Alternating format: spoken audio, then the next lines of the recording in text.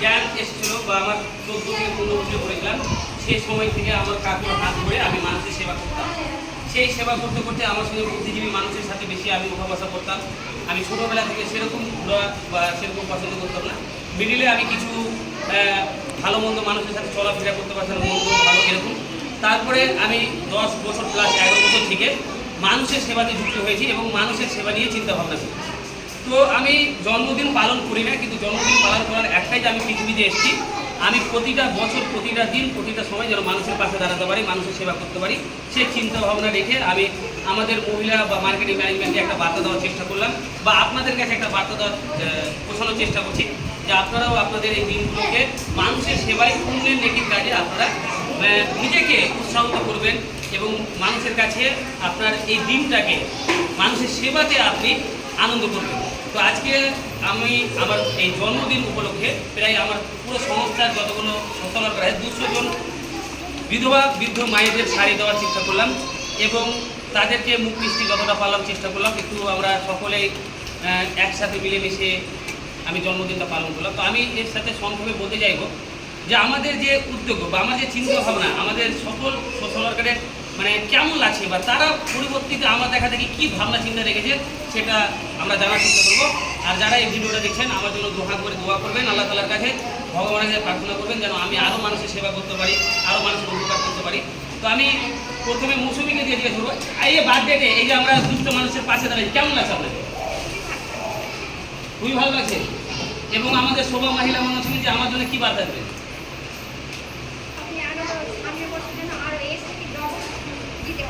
জোরে হাত তালি হোক না। এবং অদিতিকে বলবো যে আপনাকে কেমন লাগলো আজকে এখানে? না, খুব ভালো লাগলো। আজকে বার্থডে সেলিব্রেশনে সবাই এনজয় করলো। আর তার পাশাপাশি এই যে বন্ধুদের পাশে দাঁড়ানোটা, এটা সবথেকে মোস্ট ইম্পর্ট্যান্ট। খুবই ভালো লাগলো। আগামী বছর আরও বেটার হোক, মানে আরও অনেক মানুষের সেবা করতে পারবো এটাই। এবং আমার সঙ্গে সঙ্গে আমার মৌসুমী বোনেরও আজকে বার্থডে। তো মৌসুমীর জন্য জোরে হাত তালি হোক, হাতের কাছে ভগবানের প্রার্থনা করবেন উনি আরও দীর্ঘজীবী হোক এবং উনি নার্সিং আমাদের স্টুডেন্ট, উনি এখানে নার্সিং করে আরও এগিয়ে যেতে পারে, ডেভেলপ করতে পারে। এবং আমাদের অনিমা আছে, আপনাকে কেমন লাগছে এখানে? ভালো লাগছে। এবং আমাদের প্রতিমা মণ্ডল, উনি গার্জেনের মতন সবসময় দেখাশোনা করে এবং ওনার মাওকে নিয়ে উনি সেবা করছেন, খুব ভালো লাগছে। তো প্রতিমা মণ্ডল, আপনাকে কেমন লাগছে?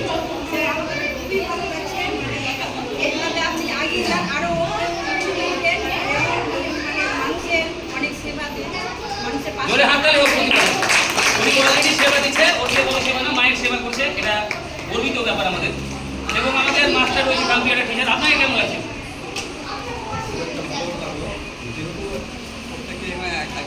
হওয়ার জন্য এবং বাচ্চা দেওয়ার জন্য পালন করার উদ্দেশ্য নয়, সবাইকে একত্রিত করে এবং একটা ভালো কিছু বাচ্চা দেওয়ার জন্য তাই করেছে অনুষ্ঠানটা। এবং দুস্থ মানুষদের যে বস্ত্র বিতরণ, এটা সবচেয়ে একটা মানবিকতার পরিচয়, সেটা স্যার দিয়েছে। তাই স্যারের জন্য আরও দোয়া করবো সকলে যেন ভবিষ্যতে বা পরবর্তীকালে দিনের পর দিন যেন সব কিছু যেন পূর্ণ হোক এবং তার আরও বেড়ে যায়। জোরে হাততালি হোক। আমাদের সবসময় মানুষের পাশে দাঁড়িয়েছে, চোখের সমস্ত রকমের পরিষেবা দিচ্ছে, চিকিৎসা দিচ্ছে আমাদের ডাক্তার মুস্তাকিম সাহেব, ওনাকে অসংখ্য ধন্যবাদ। আপনাকে আজকে এখানে এসে কেমন লাগলো? খুবই ভালো লাগলো। প্রথমেই আনিস ভাইকে তার জন্মদিনে অনেক অনেক শুভেচ্ছা। আর আগামী দিনগুলো ভালো কাটুক, শান্তি এবং সমৃদ্ধিতে করে এবং এর পাশাপাশি আজকে যে আমরা সকলে মিলে একসাথে খুব আনন্দের সহিত যে তার জন্মদিনে পালন করতে পারলাম, তার জন্য আমরা খুবই আনন্দিত। এবং আগামী দিনে তার জন্মদিনে আরও উৎসাহিতভাবে আনন্দের সঙ্গে আমরা পালন করব। পাশাপাশি আজকে অসহায় মানুষদের জন্য যে শাড়ি বিতরণ করা হয়েছে, প্রায় 200 জন মহিলাকে শাড়ি বিতরণ করা হয়েছে, তার সঙ্গে কিছু খাদ্য সামগ্রী বিতরণ করা হয়েছে। আগামী দিনে যে চেয়ে আমরা আরও বেশি কিছু আশা রাখবো। জোরে হাততালি হোক। এবং আমাদের যে শাড়িগুলো বেশি আছে বর্তমান, বা বিরিয়ানি খাবার বা জলের বোতল, সেগুলো আমরা সকল মিলে রওনা দেবো মালদাতে। যারা দুস্থ অসহায় ফুটপাতে যারা আছে তাদের কাছে আমরা শাড়ি খাবার পৌঁছে দেবো, সেটা আপনাদেরকে পৌঁছানোর চেষ্টা করবো।